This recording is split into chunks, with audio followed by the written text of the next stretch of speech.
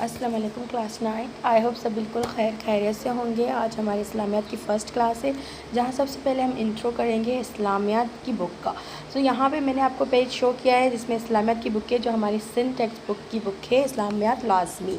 ठीक है, उसके बाद आपके पास आ रहे हैं सेकंड पेज पे आप लोगों को बताया जा रहा है कि हमने इस बुक को 3 हिस्सों में डिवाइड किया है। हिस्सा अव्वल कुरान मजीद बा मुहावरा व तर्जमा, जिनमें कुरान मजीद की कुछ सूरतें हैं, उनका मुहावरे तर्जमे 2 सूरतें हैं, सूरह अनफ़ाल, सूरह अहज़ाब। ठीक है, हिस्सा दूम जहाँ पे अहादीस मुबारक, जिनमें हम अहादीस के बारे में पढ़ेंगे, कुछ आयतों की अहादीस क्या है, उनका तर्जुमा क्या है, उनकी तशरीह क्या है।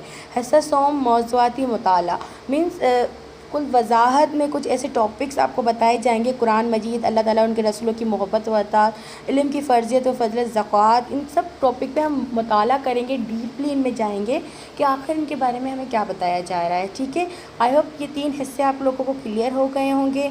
अब आ रहे हम हमारे जो हम पहले था वहाँ पे हिस्सा दोम आपका अहादीस के बारे में, लेकिन इस पर हम शुरू कर रहे हैं। हिस्सा अव्वल हमने अहादीस को दिया है, मिन हदयल हदीस। ठीक है, सबसे पहले हमारी नंबर 1 अहादीस है जो हम पढ़ रहे हैं। हिस्सा दोम लिखा पड़ा है लेकिन हम हिस्सा अव्वल करेंगे।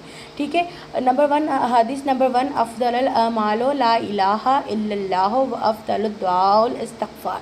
तर्जुमा, सबसे ज़्यादा फ़जीलत वाला अमल ला इलाहा इल्लल्लाह और बेहतरीन दुआ इस्तिग़फ़ार है। मीन्स इस पर अमल करना कि अल्लाह एक है, अल्लाह के सिवा कोई और इबादत के लायक नहीं, और सबसे बेहतरीन दुआ इस्तिग़फ़ार है, यानी तौबा करना।